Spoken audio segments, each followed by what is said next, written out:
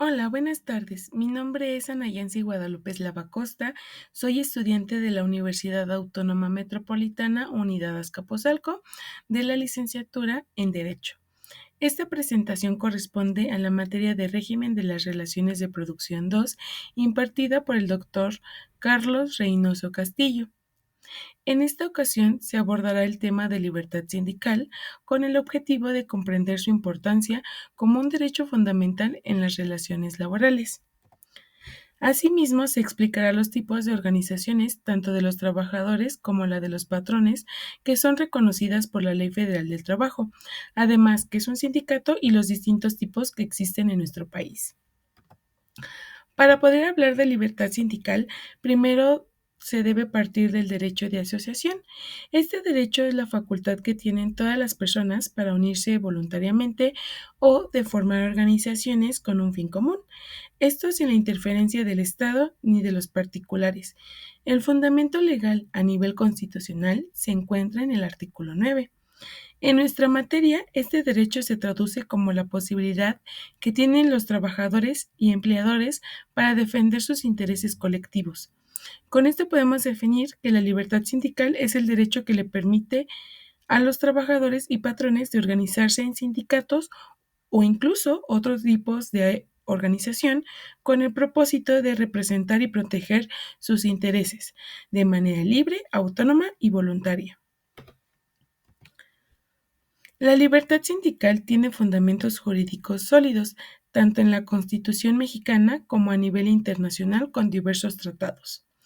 A nivel constitucional, como se mencionó anteriormente, el derecho de asociación que se encuentra regulado en el artículo 9. Sin embargo, la regulación directa de la libertad sindical está en el artículo 123, apartado A, fracción 16, que reconoce los derechos colectivos de trabajadores y empleadores para organizarse en defensa de sus intereses, formando sindicatos u otro tipo de organización. Además de su marco interno, México también está comprometido a nivel internacional mediante tratados que reconocen y garantizan este derecho. Uno de los convenios ratificados por México respecto a este derecho es el Convenio 87 de la OIT, que establece que tanto trabajadores como empleadores tienen el derecho de formar organizaciones sin necesidad de autorización previa. Este convenio prohíbe la intervención de las autoridades en la vida interna de los sindicatos, garantizando así el principio de autonomía sindical. Otro tratado relevante es el Convenio 98 de la OIT, el cual fomenta y protege la negociación colectiva, es decir, el proceso mediante el cual los sindicatos negocian con los empleadores en beneficio de los trabajadores. A continuación explicaré las diversas formas de organización colectivas que la Ley Federal del Trabajo reconoce. Los tipos de organización sindical permiten clasificar a los sindicatos según la forma en que se agrupan los trabajadores o patrones. Cada tipo responde a necesidades específicas y facilita la defensa de intereses comunes dentro del ámbito laboral. La primera forma de organización y la más sencilla es la coalición.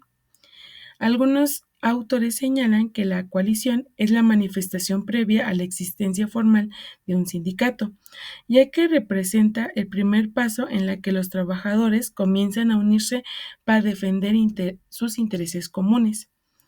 La Ley Federal del Trabajo regula esta figura y establece que la coalición es el acuerdo temporal de un grupo de trabajadores o patrones para la defensa de sus intereses. Su duración es limitada y no cuenta con una estructura formal, pues su propósito es únicamente permitir que las personas se organicen de manera momentánea para lograr un objetivo específico. El siguiente grado de organización es la federación, la cual se constituye mediante la unión de 20 o más sindicatos con el fin de sumar fuerzas para defender y promover sus intereses colectivos. La forma de registro de las federaciones es similar a la de los sindicatos, ya que deben presentar sus estatutos y cumplir con los requisitos que establece la ley. No obstante, debido a su mayor tamaño y alcance, estas organizaciones deben mantener informada a la autoridad laboral competente respecto de sus actualizaciones y modificaciones internas. La Ley Federal del Trabajo establece expresamente que los sindicatos pueden formar federaciones, lo que permite coordinar acciones, apoyarse mutuamente y fortalecer la defensa de los derechos de sus agremiados. Actualmente existen 532 federaciones, las cuales están registradas ante la Secretaría de Trabajo y Previsión Social. Un ejemplo de federación es la Federación de Agrupaciones Obreras de la República Mexicana, la cual agrupa a diversos sindicatos nacionales y funciona como un organismo de coordinación y representación colectiva. Finalmente, la Confederación constituye el nivel más alto dentro de la estructura de la organización sindical prevista por la ley. Su propósito fundamental es representar los intereses de los trabajadores en un ámbito mucho más amplio, es decir, a un nivel nacional. A diferencia de los sindicatos y federaciones, las confederaciones se caracterizan por agrupar organizaciones de mayor tamaño y alcance, lo que les permite tener una mayor capacidad de negociación, influencia política y participación en la formulación de políticas laborales. Conforme a la ley, una confederación puede constituirse de dos maneras. Uno, mediante la unión de al menos 3 federaciones y dos, mediante la agrupación de 20 sindicatos directamente. Actualmente existen 47 confederaciones registradas ante la Secretaría del Trabajo y Previsión Social. Algunos datos por la Secretaría arrojan que el 27% de los sindicatos están aglutinados en la Confederación de Trabajadores de México, la cual es considerada una de las organizaciones obreras más grandes y representativas del país. El otro 14% de los sindicatos está en la Confederación Revolucionaria de Obreros y Campesinos. Y finalmente, el 12% de sindicatos de la Confederación Regional Obrera Mexicana. Estas organizaciones, al igual que la CTM, coordinan la acción de múltiples federaciones y sindicatos, representando a los trabajadores en negociaciones de amplio alcance en el ámbito nacional. Ahora bien, es necesario regresar al núcleo fundamental de la organización laboral, el sindicato, ya que constituye la base sobre la cual se conforman los demás tipos de organización. Por ello, es importante profundizar en qué es un sindicato y cuál es el papel dentro del derecho laboral. Para iniciar, el sindicato es una organización permanente de trabajadores o de empleadores constituida para el estudio, mejoramiento y defensa de sus respectivos intereses. Su esencia radica en la unión voluntaria de quienes buscan proteger de manera colectiva sus derechos laborales y mejorar sus condiciones de trabajo. La regulación de los sindicatos en México se encuentra sustentada en diversos niveles normativos que garantizan su existencia, funcionamiento y autonomía. Como mencioné al inicio de la presentación, la base constitucional del sindicato se ubica en el artículo 123, apartado A, fracción 16, que reconoce el derecho que tienen los trabajadores y patrones a organizarse en sindicatos. A nivel legal, la Ley Federal del Trabajo desarrolla el marco regulatorio de estas organizaciones, incluyendo su constitución, los requisitos formales para su registro, sus derechos y obligaciones, así como los principios de transparencia y autonomía sindical. Entre los principales beneficios derivados de la existencia y funcionamiento de los sindicatos se encuentra el derecho a celebrar contratos colectivos, la mejora y defensa de las condiciones laborales dignas y equitativas y el ejercicio del derecho de huelga como un mecanismo legítimo de presión colectiva. Finalmente, de acuerdo con datos de la Secretaría de Trabajo y Previsión Social, en México existen actualmente 2.768 organizaciones sindicales, las cuales agrupan a más de 1.904.000 1,000 trabajadores, lo que demuestra la relevancia que los sindicatos siguen teniendo dentro del sistema laboral nacional. Una vez identificado qué es un sindicato, es importante saber que la Ley Federal del Trabajo, en sus artículos 360 y 361, contempla una clasificación de sindicatos dependiendo de la forma en que se agrupan sus integrantes y los intereses que representan. A continuación, explicaré cuáles son estos tipos y sus principales características. El primer tipo de sindicatos es el sindicato gremial, el cual está integrado por trabajadores que comparten una misma profesión, oficio o especialidad. Este tipo de sindicato permite que los trabajadores se organicen con base en habilidades y actividades muy específicas, lo que facilita la defensa de intereses técnicos y laborales propios de su gremio. Un ejemplo representativo es el Sindicato Mexicano de Electricistas, que agrupa a los trabajadores electricistas del país. Este sindicato se caracteriza por su participación en la industria eléctrica y por su labor en la defensa de los derechos laborales, las condiciones de trabajo y la seguridad profesional de sus miembros. El segundo tipo de sindicato es el sindicato de empresa, el cual está conformado por los trabajadores de una misma empresa.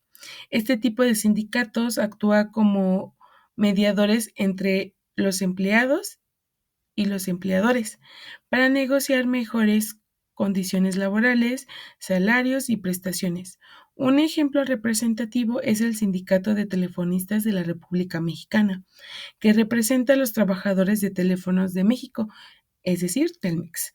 Este sindicato se encarga de negociar el contrato colectivo del trabajo, mejorar las prestaciones y defender los derechos laborales de quienes forman parte de esta empresa de telecomunicaciones. Otro tipo de sindicatos es de oficios varios, los cuales se integran por trabajadores de distintas profesiones u oficios cuando en su localidad no existe un número suficiente de trabajadores, es decir, que son menos de 20, que ejerzan un mismo oficio para constituir un sindicato propio. Este tipo de sindicato permite que personas con actividades diversas puedan organizarse colectivamente y contar con representación laboral, aun cuando sus gremios son pequeños de manera individual. Un ejemplo de ello se encuentra en Mazatlán, donde los veladores, al ser menos de 20 y no poder constituir un sindicato independiente, se unieron con los checadores y los amarradores del puerto. De esta manera formaron el Sindicato de Checadores, Veladores y Amarradores de Barcos del Puerto de Mazatlán, integrado por 22 trabajadores de estos tres oficios distintos. Otro tipo de sindicatos son los sindicatos industriales, los cuales están conformados por trabajadores que prestan sus servicios en dos o más empresas pertenecientes a la misma rama industrial.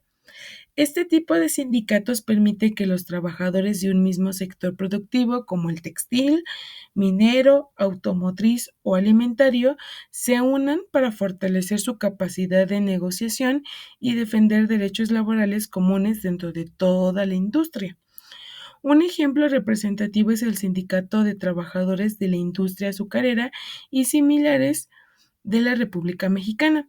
Es un sindicato nacional que representa a los trabajadores de la industria azucarera y sectores afines en México.